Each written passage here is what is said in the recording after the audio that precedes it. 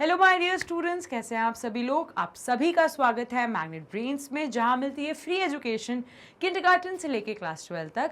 Magnet brains में आपको किसी भी तरीके के ट्रांजैक्शन पेमेंट की कोई भी नीड नहीं है स्टूडेंट्स, क्योंकि मैग्नेट ब्रेन्स एकमात्र ऐसा प्लेटफॉर्म है जो बिल्कुल free education and high quality education आप तक डिलीवर करता है। साथ ही साथ e notes and e books भी प्रोवाइड करते हैं। डिस्क्रिप्शन बॉक्स पे गिवन जो लिंक है आप उसे क्लिक कर सकते हैं या आप विजिट कर सकते हैं मैग्नेट ब्रेन्स की वेबसाइट पे, जो है www.magnetbrains.com। जैसे ही मैग्नेट ब्रेन्स की वेबसाइट आप विजिट करेंगे, आपको क्लिक करना है grab e notes, daily practice papers, videos, lectures, topic wise सभी कुछ अवेलेबल हो जाएगा। स्टूडेंट्स, हम आपको Instagram, WhatsApp, Facebook, Telegram, Twitter, YouTube सभी जगह मिल जाएंगे। आपको बस मैग्नेट ब्रेन्स को लाइक करना है, शेयर करना है, सब्सक्राइब करना नहीं भूलना। सो शुरू करते हैं आज के हमारे सेशन के साथ। तो आज का जो हमारा सेशन है वो ये है चैप्टर नंबर 5। हमारे चैप्टर नंबर 5 चल रहा है, जो है measurement of length and motion. Chapter number 5 में आज के सेशन में हम देखेंगे कि हम कर्व्ड चीज़ों का मेजरमेंट कैसे करते हैं, और उसके बाद हम देखेंगे कि हम पोजीशन को डिस्क्राइब कैसे करते हैं। ठीक है, so without any further delay start करते हैं आज का हमारा सेशन। नाउ स्टूडेंट्स, सबसे पहले हमने इससे पहले वाले सेशन में देखा था कि हम चीज़ों को मेजर कैसे करते हैं। ठीक है, अब अगर मैं आपसे बोलूं कि आप अपनी कमर का मेजरमेंट करो, या मैं आपसे बोलूं कि आप एक ट्री की गर्थ मेजर करो, तो आप कैसे करोगे। अब वहां पे स्टिफ जो आपके पास रूलर होता है, जो आपके पेंसिल बॉक्स में 15 सेंटीमीटर स्केल होता है, क्या आप उससे ट्री की गर्थ मेजर कर सकते हो? नहीं कर सकते। तब आपको क्या चाहिए? तब आपको चाहिए फ्लेक्सिबल टेप। तो जब भी हम कोई कर्व चीजों को मेजर करते हैं, तब हमें एक फ्लेक्सिबल टेप चाहिए होता है जो उस चीज को कंप्लीटली रैप अराउंड कर जाए। आई बात समझ में? सो स्टूडेंट्स, यहाँ पे आपको ये बताया जा रहा है कि अनीश जो एक बच्चा है, और अनीश और उसके पेरेंट्स मिलके इलेक्ट्रिक स्ट्रिंग्स लाइट को आर्चेस में प्लेस करते हैं। आई बात समझ में? Of the veranda of the house. अब जैसा कि फिगर गिवन है, फिगर 5.7 में देखो, ये आर्चेस दिख रही हैं आपको। तो ये आर्चेस, अब क्या आपने सोचा कि अनीश और अनीश के पेरेंट्स ने मिलके इस कर्व्ड चीज की लेंथ कैसे मेजर करी होगी? क्योंकि लेंथ अगर मेजर कर रही होगी तभी तो उन्होंने लाइट्स प्लेस करी है। तो स्टूडेंट्स, जब भी हम कोई कर्व चीज को मेजर करना होता है, तो यहाँ पे हम कोई फ्लेक्सिबल स्ट्रिंग या फ्लेक्सिबल टेप से मेजर कर सकते हैं। उसके बाद हम उसको मीटर स्केल पे लगा के उसका मेजरमेंट ले लेंगे। तो यहाँ पर भी अनीश और उसके पेरेंट्स ने एक फ्लेक्सिबल स्ट्रिंग से या कोई भी फ्लेक्सिबल टेप से इन आर्चेस की लेंथ मेजर करी, और उसके अकॉर्डिंग उन्होंने लाइट्स को प्लेस करा। आई बात समझ में? नाउ ये सब उन्होंने इसलिए करा क्योंकि उनके घर में कोई सेलिब्रेशन हो रहा था। How would they have measured the required length of the string lights?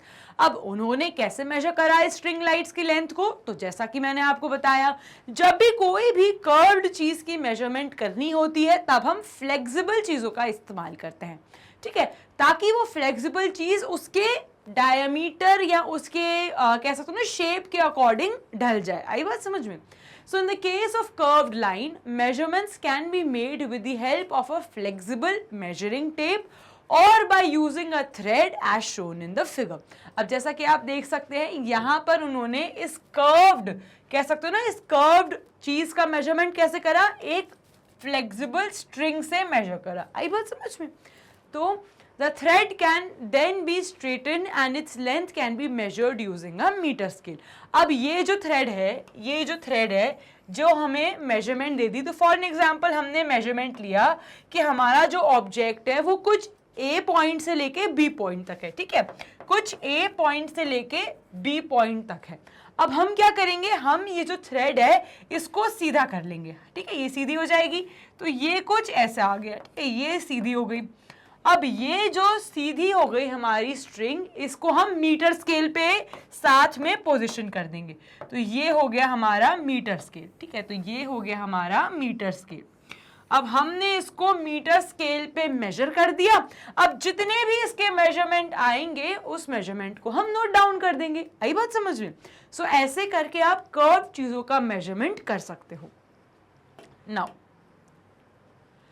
अब आते हैं डिस्क्राइबिंग पोजीशंस पे। नाउ स्टूडेंट्स, अगर मैं आपसे बोलूं कि आपको डिस्क्राइबिंग पोजीशन से क्या समझ आ रहा है, तो यहाँ पे एक तरीका आपको समझा रहे हैं जिससे हम कोई भी पोजीशन को बता पाते हैं। ठीक है, डिस्क्राइब करना मतलब बताना, समझाना।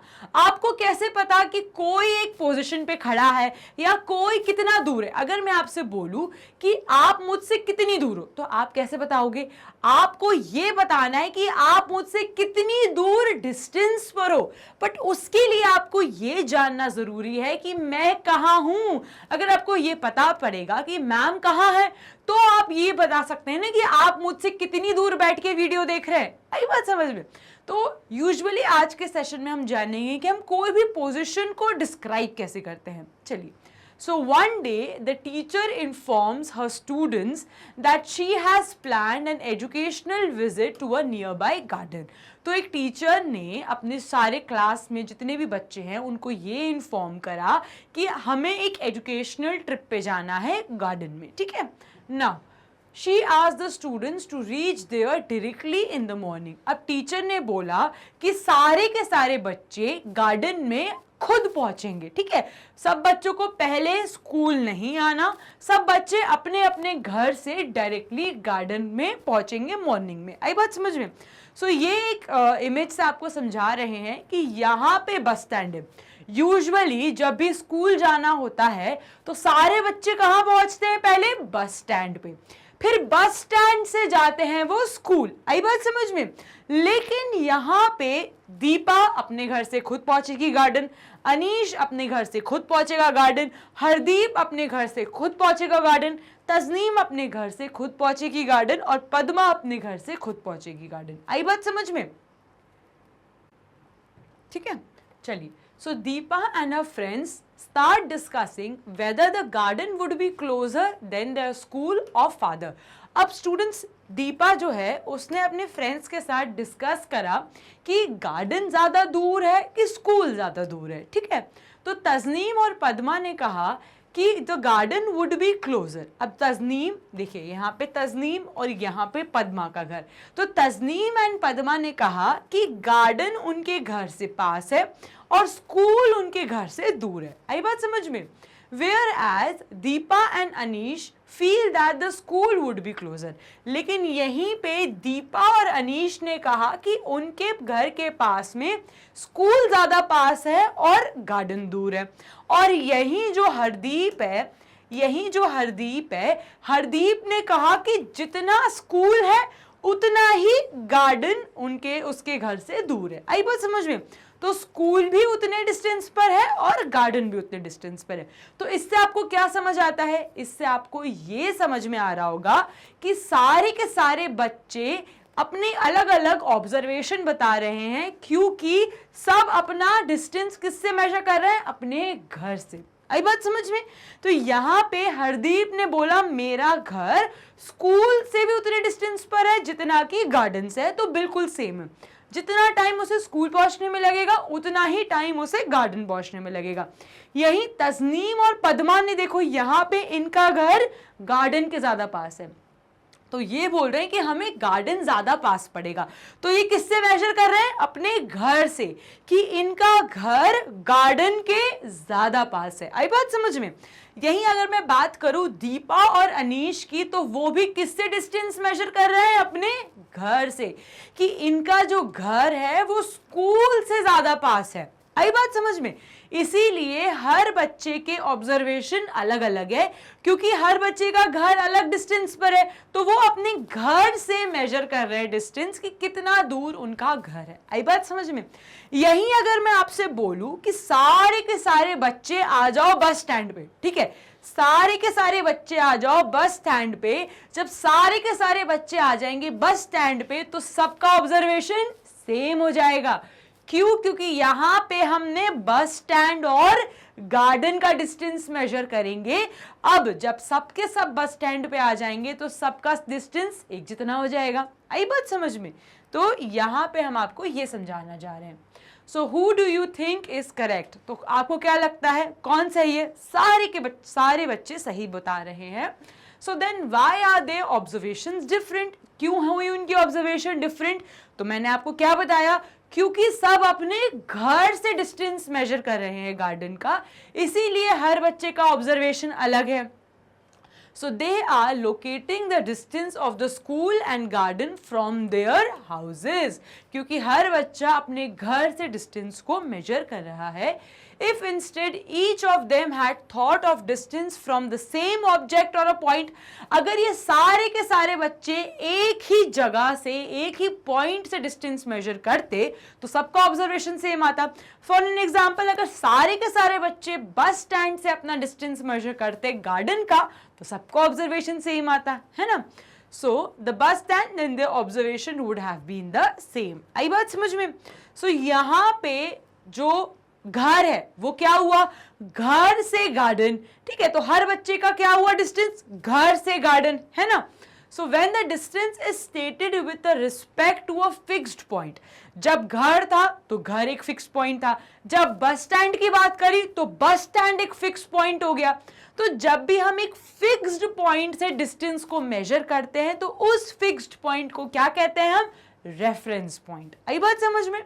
So when the distance is stated with respect to a fixed object or a point, then this point is called as a reference point. आई बात समझ में. अगर आपको ये पता चले कि मैम कहाँ है तो आप डिस्टेंस निकाल सकते हो. तो मैम का डिस्टेंस क्या होगा, रेफरेंस पॉइंट. मैं क्या होंगी, रेफरेंस पॉइंट. ठीक है, मैं एक फिक्स पॉइंट हूं.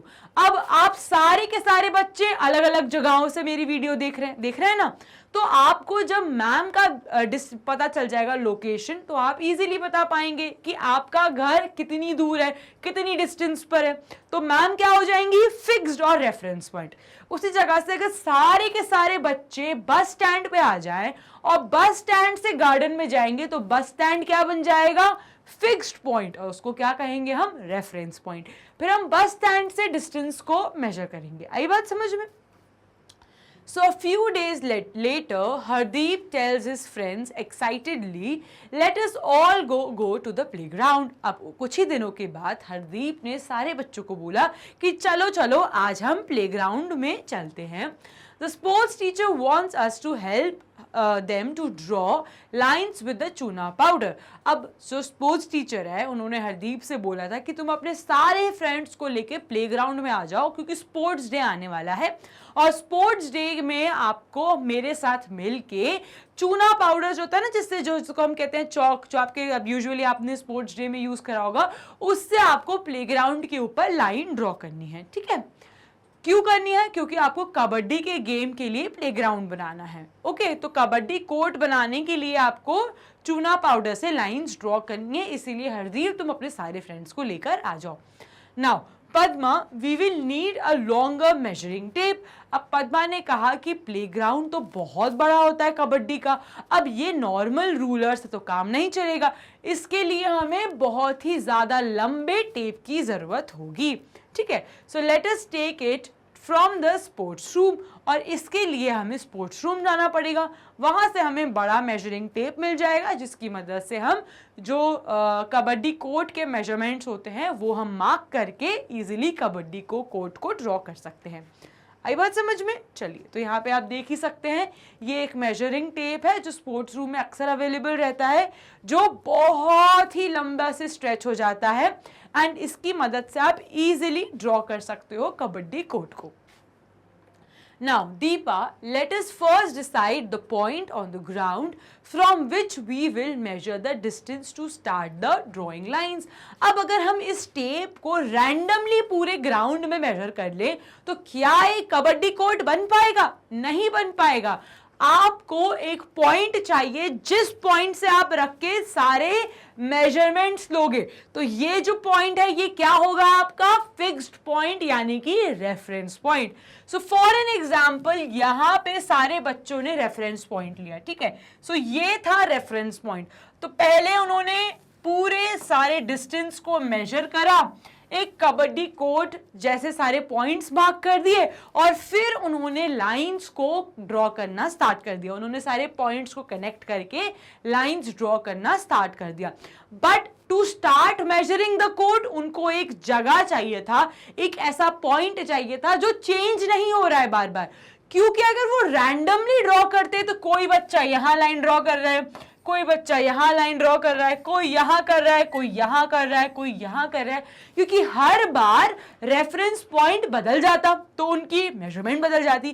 तभी ताकि ये पूरा कंफ्यूजन क्रिएट ना हो, वो एक प्रॉपर तरीके से कोड को ड्रॉ कर पाए, उन्होंने एक फिक्स्ड पॉइंट लिया। अब इसका नाम ही फिक्स्ड पॉइंट है तो ये नहीं बदलेगा, ये हमेशा सेम ही रहेगा। तो उन्होंने एक रेफरेंस पॉइंट बनाया और उस पॉइंट से सारे मेजरमेंट्स लिए, फिर जो लाइंस है ड्रॉ करी according to the court measurements, और उन्होंने कबड्डी कोड तैयार करा। ठीक है, so let us call this is as our reference point. तो जो पॉइंट है, जो फिक्स्ड पॉइंट है, इसको हम कहते हैं क्या? Reference point. आई बात समझ में? चलिए, now after few days Padma was travelling by bus to visit her grandparents in Delhi। अब कुछ ही दिनों बाद जो पद्मा थी वो अपने ग्रैंड पेरेंट्स को मिलने दिल्ली जा रही थी। She was eager to reach Delhi and was reading the kilometer stones on the side of the road।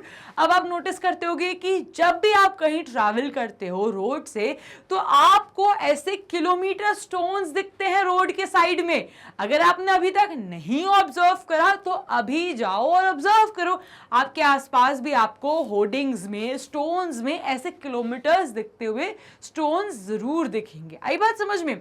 So students, जो पद्मा थी वो बहुत ही ज्यादा ईगर थी, क्योंकि उसको कंट्रोल ही नहीं हो पा रहा था, वेट ही नहीं कर पा रही थी वो अपने ग्रैंड पेरेंट्स को मिलने के लिए, जो कहाँ रहते हैं? दिल्ली में रहते हैं।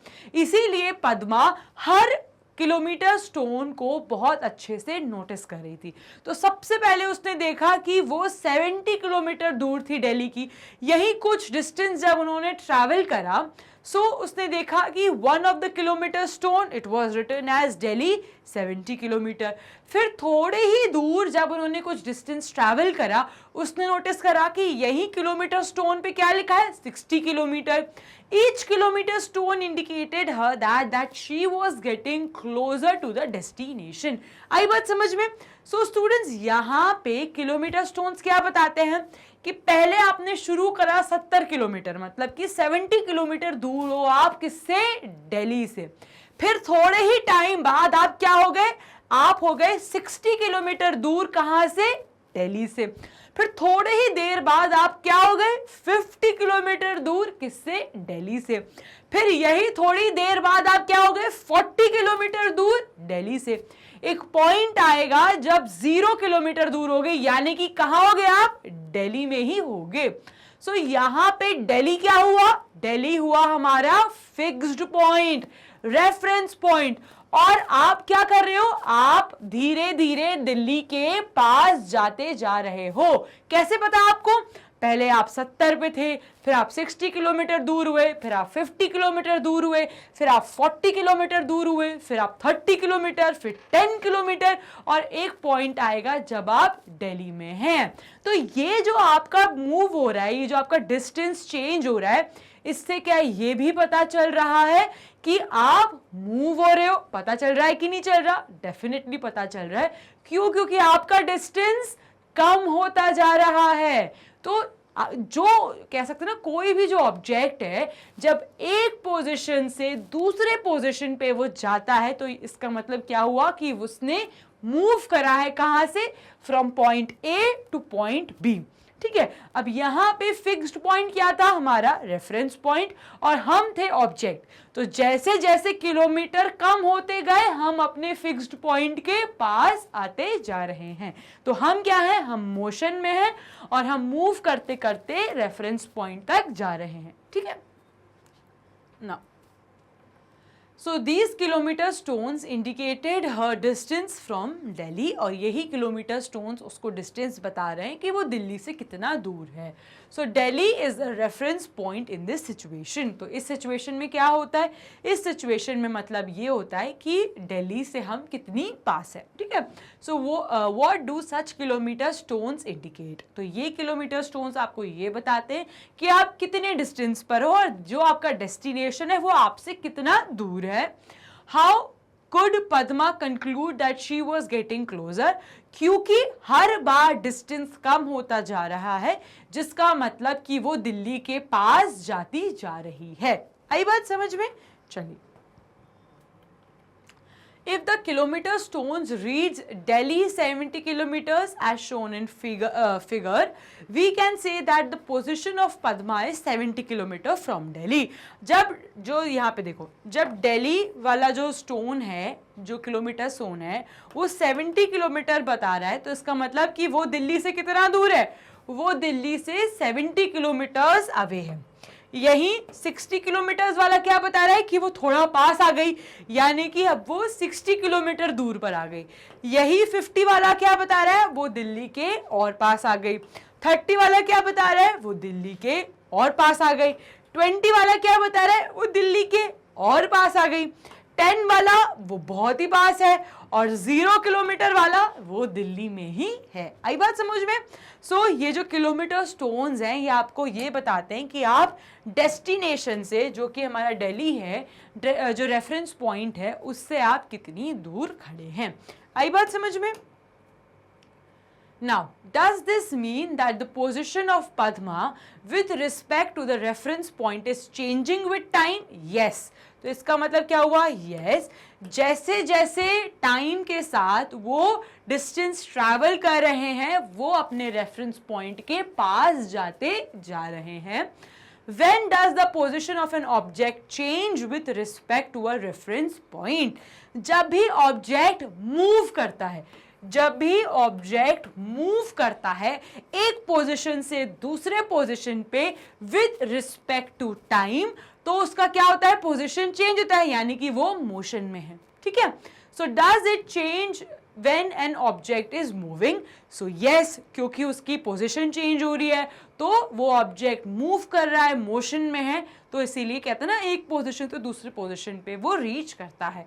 ठीक है? सो वो ऑब्जेक्ट का सब कुछ चेंज हो जाता है पोजीशन, क्योंकि वो ऑब्जेक्ट मूव कर रहा है। आई बात समझ में? So when an object is moving with respect to the time, it means it is in motion. वो एक पॉइंट से दूसरे पॉइंट तक पहुंच रहा है, और वो अपने रेफरेंस पॉइंट के पास जाते जा रहा है। आई बात समझ में? सो इससे हमें समझ आ गया कि हम कोई भी ऑब्जेक्ट को जो एक पोजीशन पर है, उसको हम कैसे डिस्क्राइब करेंगे। आई बात समझ में?